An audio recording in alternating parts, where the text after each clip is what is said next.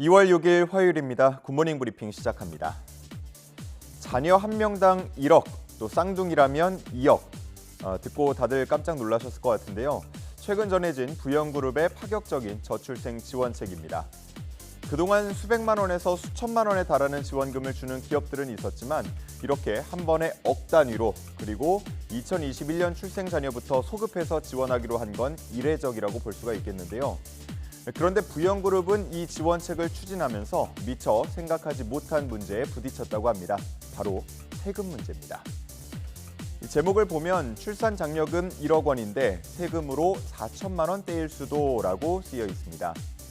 지원금이라고는 하지만 회사가 근로자에게 주는 돈이기 때문에 이걸 근로소득이라고 본다면 원래 받던 연봉과 합쳐서 1억 5천만 원을 초과 구간에 들어갈 가능성이 큽니다. 이럴 경우 최대 38%의 세율이 적용되는데 그러면 4천만 원에 가까운 돈을 세금으로 내야 하는 겁니다. 물론 남은 6천여만 원도 큰 돈이라고 볼 수 있겠지만 지원 효과는 반감될 수밖에 없겠습니다.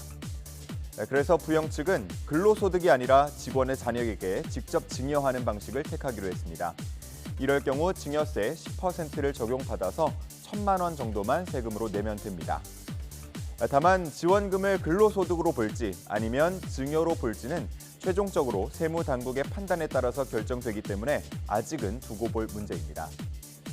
한편 학계에서는 이러한 출산 장려금을 기부금으로 보고 세금을 완전히 면제해줘야 한다는 목소리도 나오고 있습니다.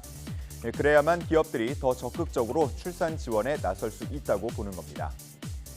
과연 세무당국이 여러 가지 안 중에 어떤 결정을 내리게 될지 주목됩니다. 자, 다음은 설 명절과 관련한 설문조사 결과 하나 보겠습니다. 서울신문 기사입니다.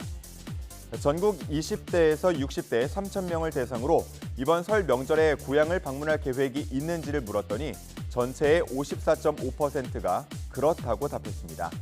작년 대비 4%포인트 증가한 수치였습니다. 세부적으로 봤을 때 눈에 띈 건 20대의 고향 방문 의사인데요. 20대 응답자의 61.6%가 고향을 방문하겠다고 했습니다.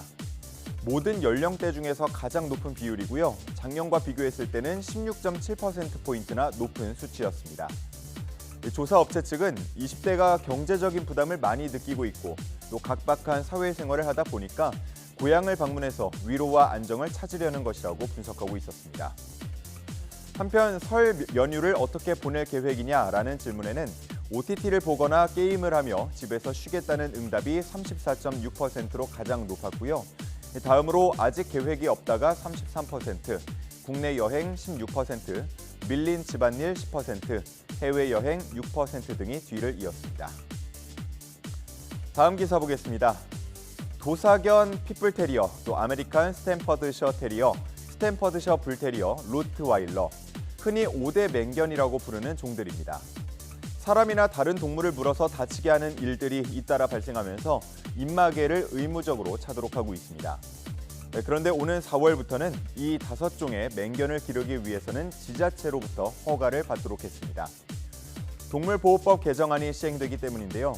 사육 허가 신청이 들어오면 각 시도는 위험도를 고려해서 120일 안에 허가 여부를 결정해야 합니다.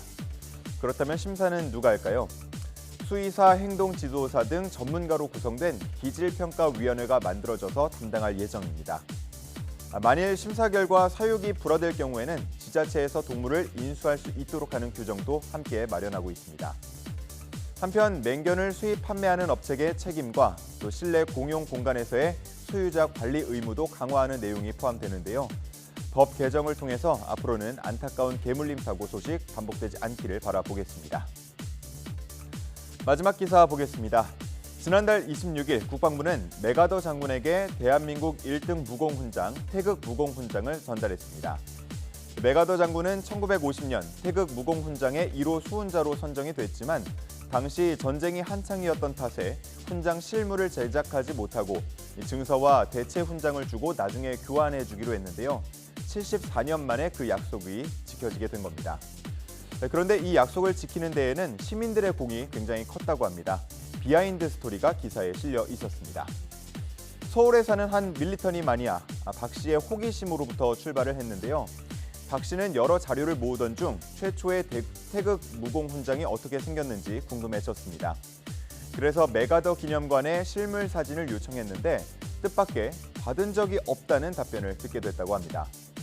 그러면서 왜 정부가 교환해 주기로 한 약속을 지키지 않았는가에 대한 추적을 이어갔고 그 과정을 블로그에 상세히 소개했습니다. 이후에 박 씨의 블로그를 보던 한 시민이 그 글을 정부에 제보했고요. 결국 74년 만에 약속을 지킬 수 있게 된 겁니다. 이 포스팅을 작성한 박 씨는 이번 일을 통해서 역사를 바로잡는 일은 누구라도 할 수 있다는 걸 알게 됐다면서 소감을 밝혔습니다. 또 국방부도 박 씨와 제보자에게 감사장을 전달하기로 했습니다. 2월 6일 아침 신문 살펴봤습니다. 지금까지 굿모닝 브리핑이었습니다.